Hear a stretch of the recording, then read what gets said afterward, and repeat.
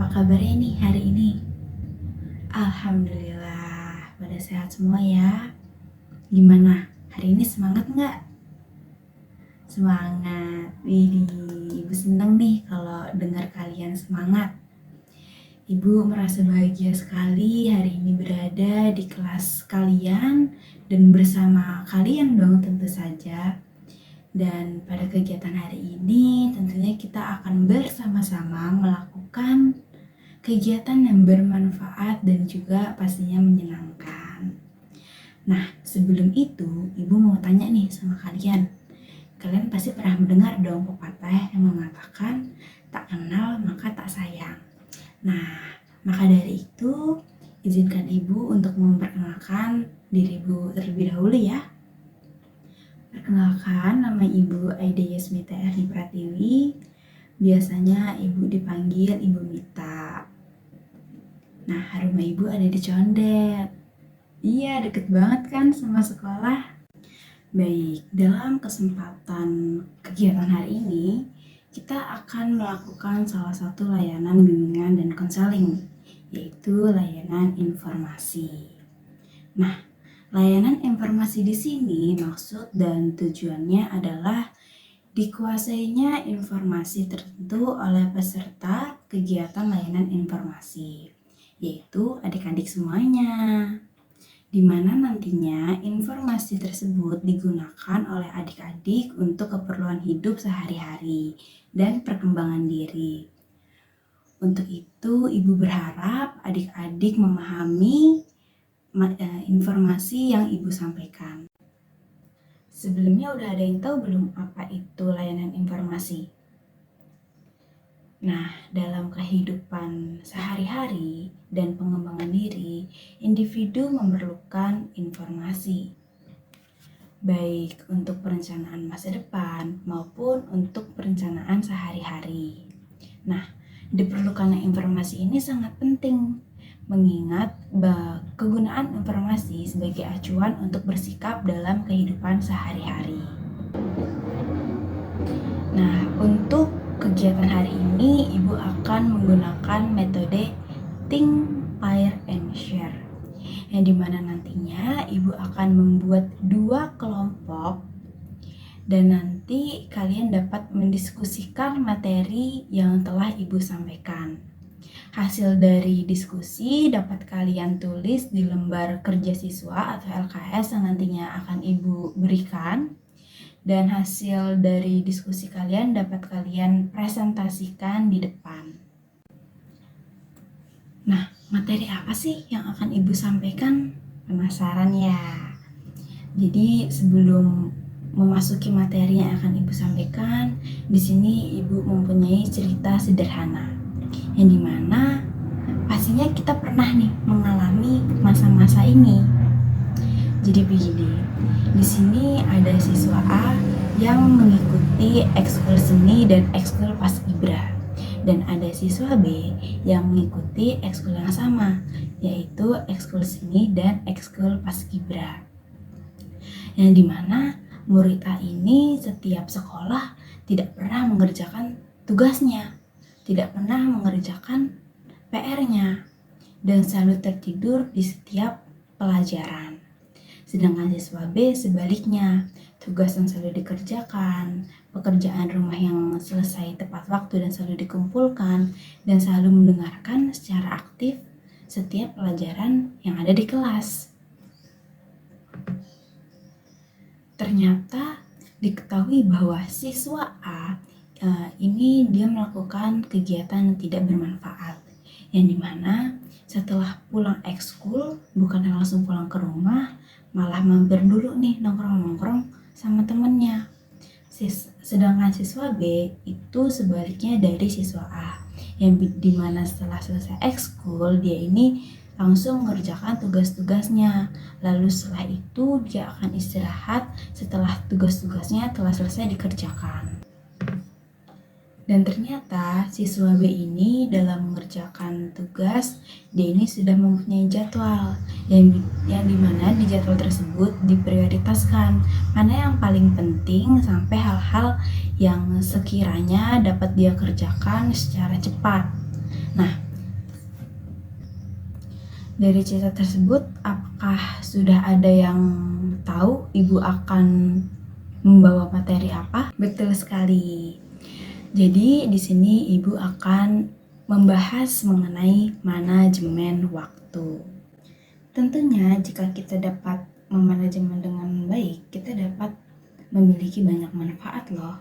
Salah satunya, kita dapat memiliki banyak waktu luang. Loh, kok bisa? Kamu dapat menyelesaikan berbagai aktivitas tepat waktu. Manajemen waktu dapat membuat kita memiliki waktu yang lebih banyak. Kita tidak merasa dikejar deadline karena kita sudah mengerjakan tugas tepat waktu, sehingga sisa waktu yang kita miliki bisa kita gunakan untuk hal-hal lain yang bermanfaat. Adik-adik sekalian, nanti pada saat kita melakukan kegiatan inti pada layanan informasi, Ibu berharap semua prosesnya adik-adik memperhatikan kepatutan yang ada dalam kegiatan ini.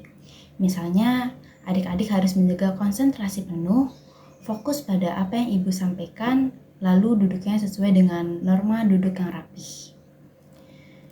Nah, agar kegiatan berjalan dengan efektif, perlu juga diperhatikan bagaimana aturan atau tata cara mengikuti kegiatan ini.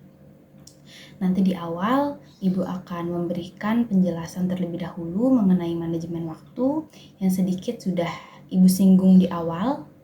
Lalu selama Ibu menerangkan, silakan diperkenankan untuk bertanya dengan cara mengangkat tangan terlebih dahulu.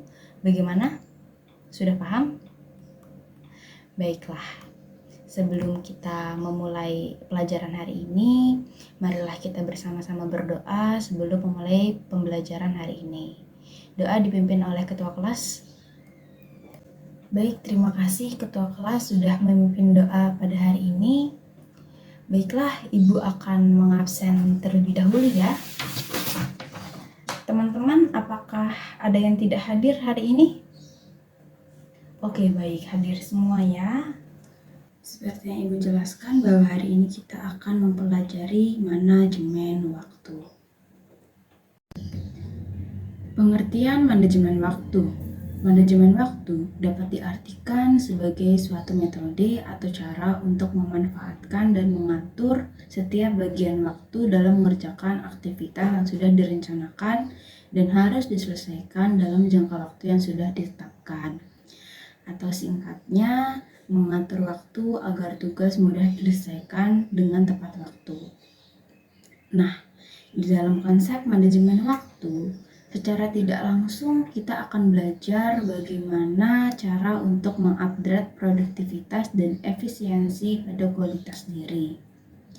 Seperti halnya cara untuk menyeimbangkan berbagai aktivitas seperti kerja, hobi, minat, dan agenda sosial.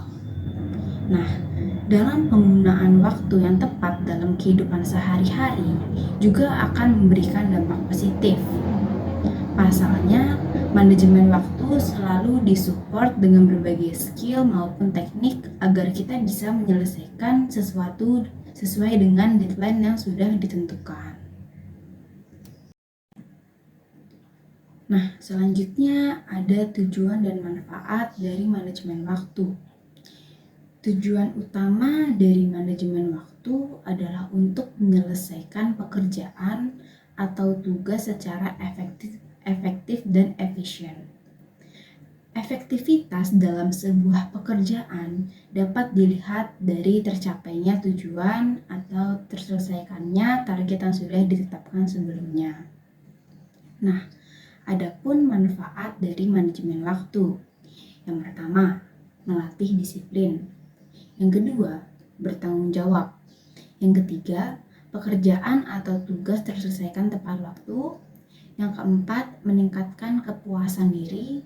Dan yang kelima, berkurangnya kadar stres dan tekanan dalam diri. Keterampilan memanajemen waktu yang baik.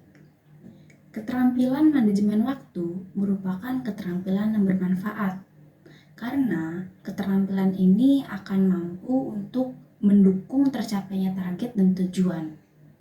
Pada mulanya, memang sedikit susah untuk menyisahkan waktu yang kita miliki dalam seharian. Namun, keterampilan manajemen waktu adalah keharusan.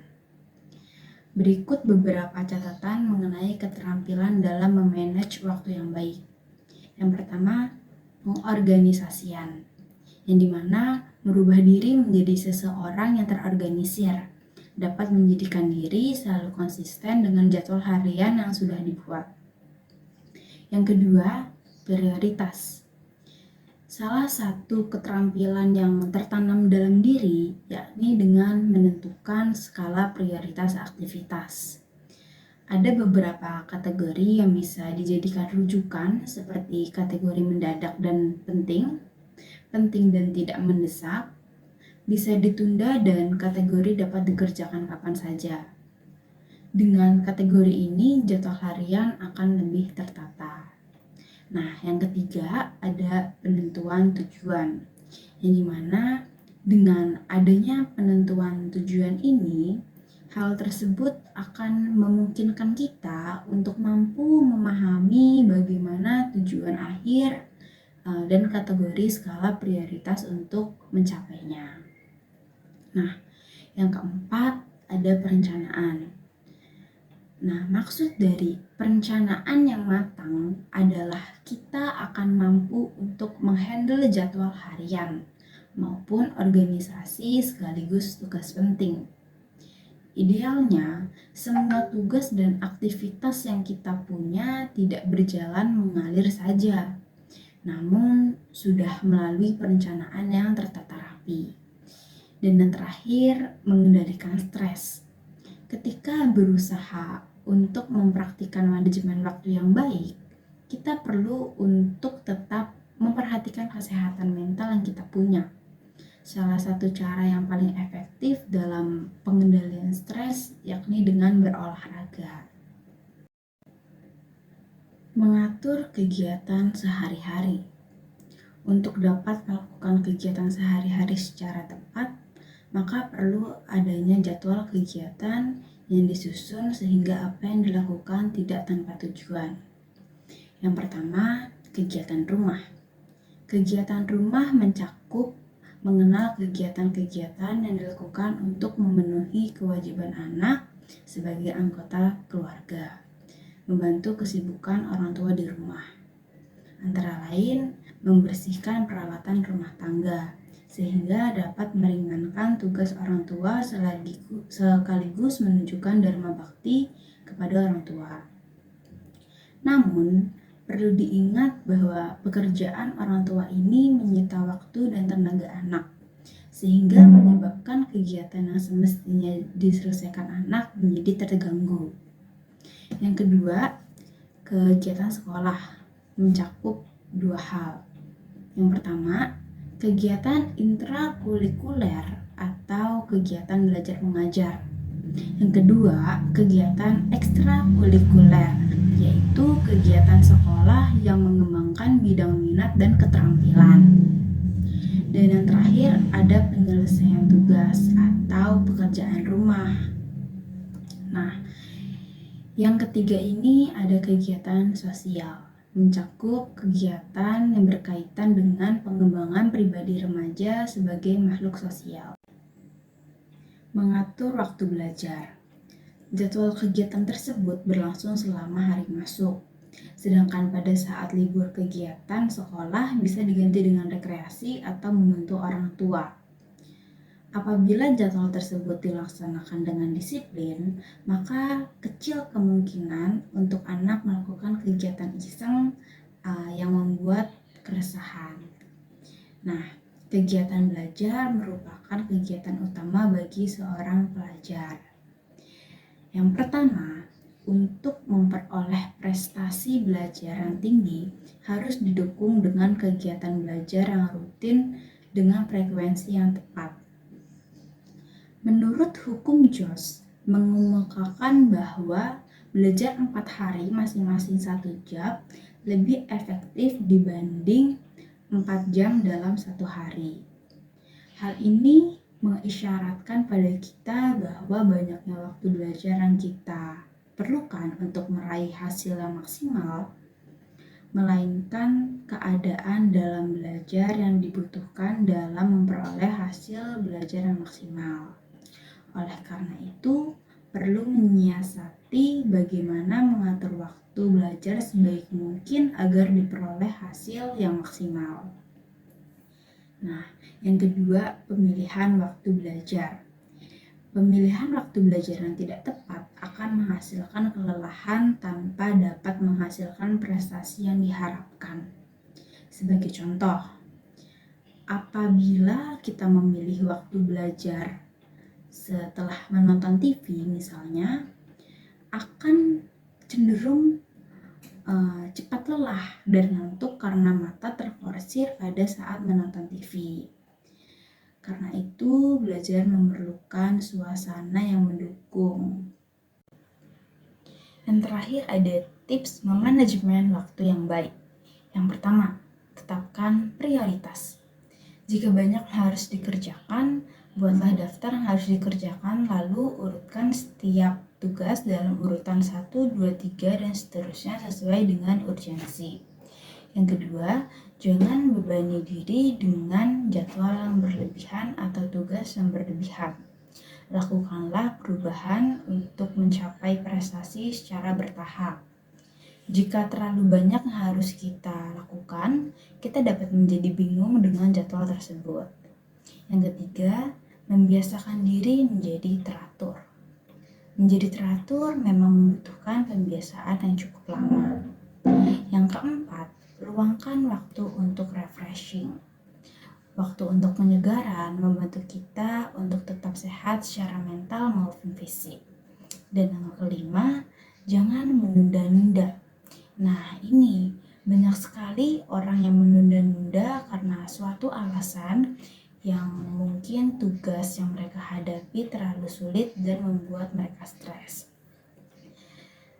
Apapun penyebabnya, menunda-nunda bisa membuat jadi perasaan yang buruk. Maka dari itu, kita harus bisa memanajemen waktu dengan baik.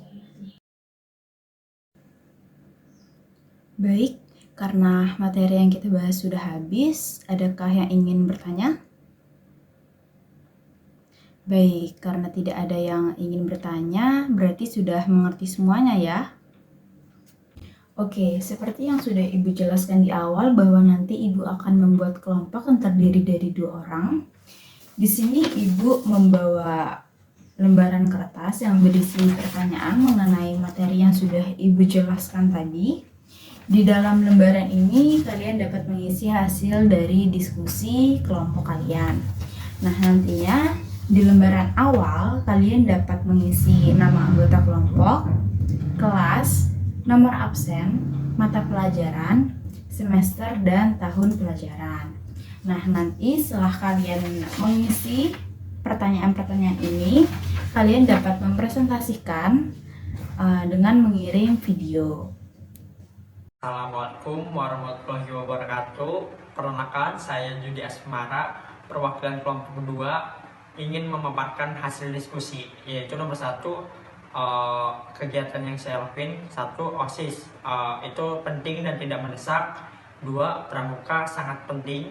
3, teater penting dan tidak mendesak. Terus yang nomor 2, skala prioritas dari nilai poin 1 sampai 10. Yang 1, pramuka itu skalanya 1, terus teater 2, dan OSIS 3. Yang nomor 3, manajemennya, ya 1, membuat jadwal sesuai urutan urgensi prioritas. 2, memilih kegiatan yang didahulukan. 3, memilih kegiatan yang penting untuk masa depan. 4, memilih kegiatan untuk membangun karakter. Terima kasih. Assalamualaikum warahmatullahi wabarakatuh. Perkenalkan, nama saya Nica Rosdiani. Saya perwakilan dari kelompok 6. Berdirinya saya di sini, saya akan memaparkan hasil diskusi. Poin pertama, ada daftar kegiatan yang diikuti sesuai dengan prioritas. Yang pertama ada Festival Lomba Seni Siswa Nasional yang bersifat mendesak dan penting. Yang kedua ada Paskibra, bersifat penting dan tidak mendesak. Yang ketiga, ada membantu pekerjaan orang tua.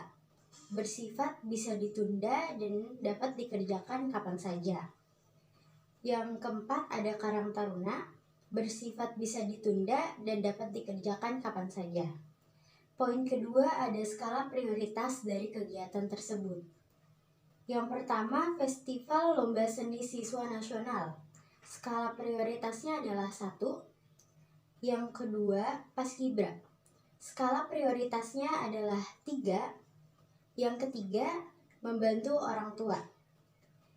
Skala prioritasnya adalah 5. Yang keempat, ada Karang Taruna. Skala prioritasnya 7. Poin ketiga, ada cara yang dapat dilakukan untuk memenuhi prioritas tersebut. Yang pertama, membuat jadwal sesuai urutan urgensi prioritas. Dan yang kedua adalah konsisten. Sekian presentasi dari saya. Wassalamualaikum warahmatullahi wabarakatuh. Alhamdulillah pertemuan kita sudah selesai. Terima kasih kepada perwakilan kelompok yang sudah presentasi ya. Dan saya melihat ketika perwakilan kelompok ke depan bahwa kalian sudah memahami materi yang Ibu sampaikan. Dan Ibu harap kalian dapat memanfaatkan, menerapkan manajemen waktu yang telah Ibu berikan tadi di kegiatan sehari-hari. Ibu ucapkan terima kasih pada kalian semua yang sudah mengikuti kegiatan hari ini dengan baik. Dan karena waktu telah habis, Ibu tutup pertemuan hari ini. Semoga kita dapat bertemu lagi di pertemuan selanjutnya ya. Jangan lupa bahagia. Wassalamualaikum warahmatullahi wabarakatuh.